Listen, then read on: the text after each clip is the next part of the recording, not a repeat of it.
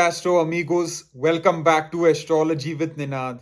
The year 2025 is fast approaching, and in this video, I'm going to discuss the yearly annual horoscope prediction for the eighth sign in the zodiac, which is Scorpio, known as Vrischik Rashi.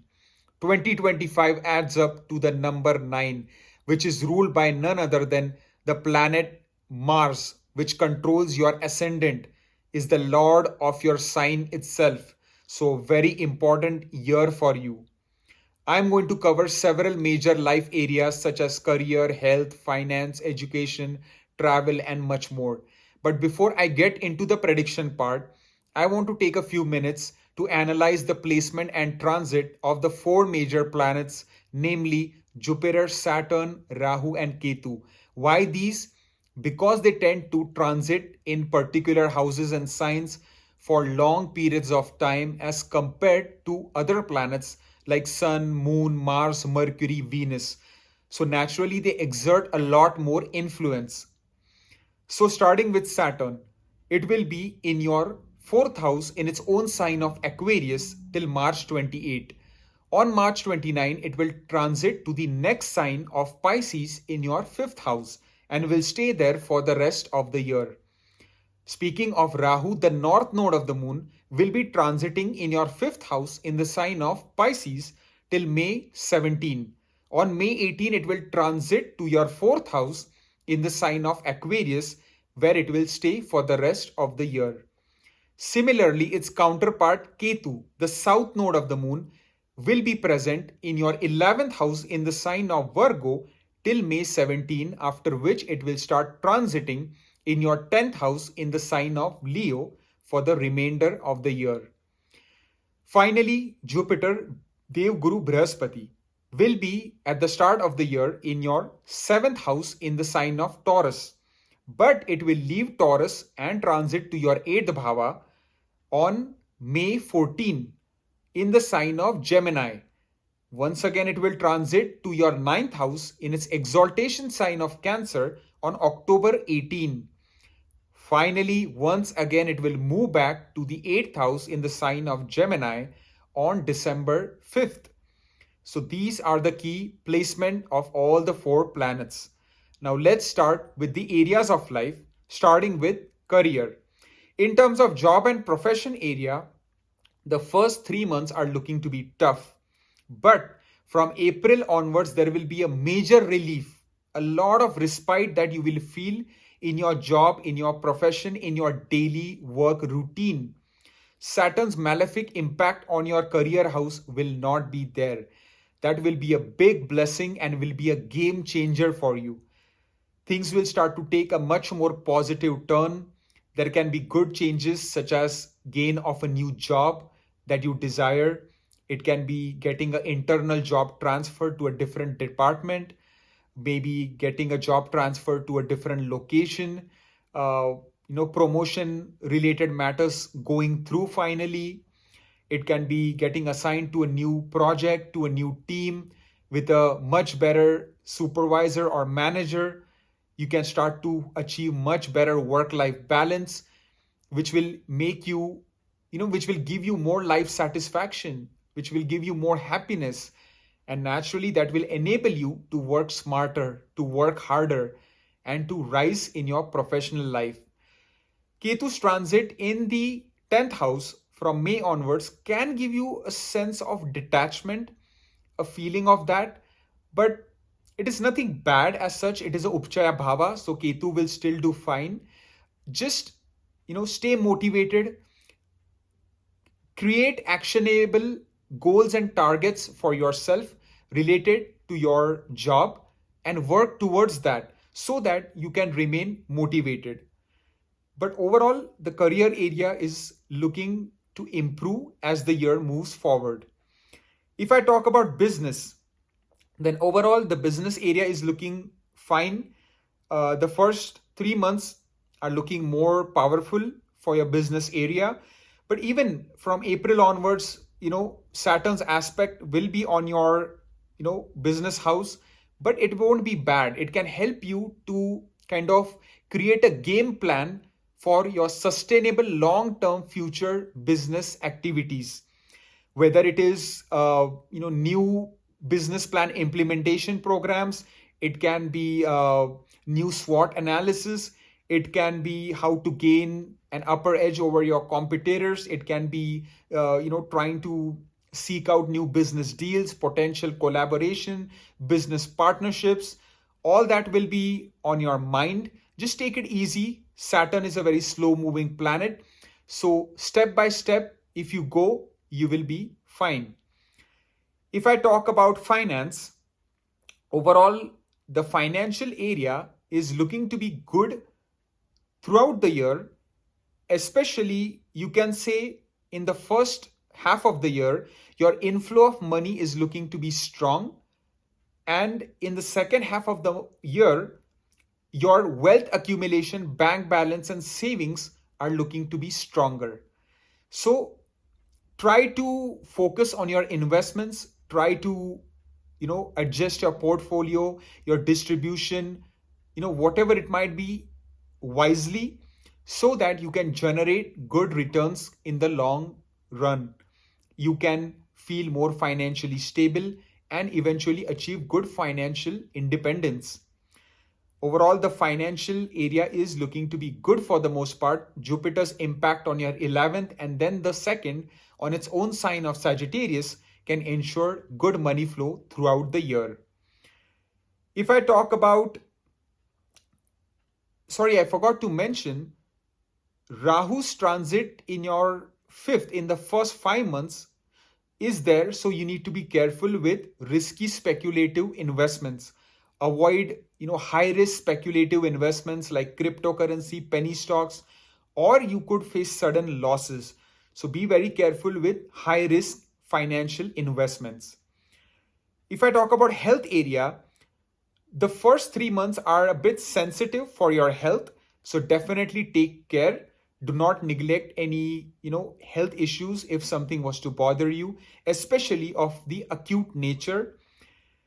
But from April onwards, there will be a big relief health wise, and the remainder of the year is looking to be positive. Your immunity will get stronger, your energy levels will increase, and you will feel a whole lot better moving forward. If I talk about love life, in terms of single people wanting to get into a relationship, I will say definitely the first 5 months, it's a no go. You might want to avoid getting into a new relationship. But from May second half onwards, the time will slowly start to improve. Especially from June onwards, it will be a whole lot better. Chances of finding a long-term stable relationship is also seen. So, just have patience. Although your fifth lord will also be in the eighth house, so you still need to be cautious. But the best time, if I'm speaking purely from the relationship perspective, will be October 18 to December 4, is when your fifth lord will transit in the ninth house in exaltation, and from there it will aspect the fifth house, creating the Bhavat Bhavam principle, and it will aspect your natal Saturn or the transit Saturn. So that will be the best time for relationship area. But especially the first 5 months are definitely not conducive, and then slowly things will start to improve. But the best time again, October 18 to December 4. For couples already in a relationship, if you're already with someone dating, be loyal, be honest, be faithful, especially in the first 5 months, because Rahu might try to lure you, might try to tempt you, might try to lead you to taking the wrong decision, to doing something behind your partner's back, and that might not work out good for you in the long run. Accumulation of that kind of karma will not be good for you. So stay loyal, stay be honest, be upfront with whatever your expectations are, whatever you want out from the relationship, and things will be better. It will get smoother as the year keeps moving forward, although there will be some ups and downs from time to time. The best time for couples is again going to be October, November, and December. You can see the ending of 2025. In terms of marriage, for single people wanting to get married, The time is looking quite positive in the first 5 months. I'm talking about marriage, actual marriage taking place. The first 5 months, for the most part, especially you can say till May 13, is looking good. And if you're running a good Mahadasha, Antardasha, other planets, other factors in your chart are supporting the same, then marriage is likely on the cards.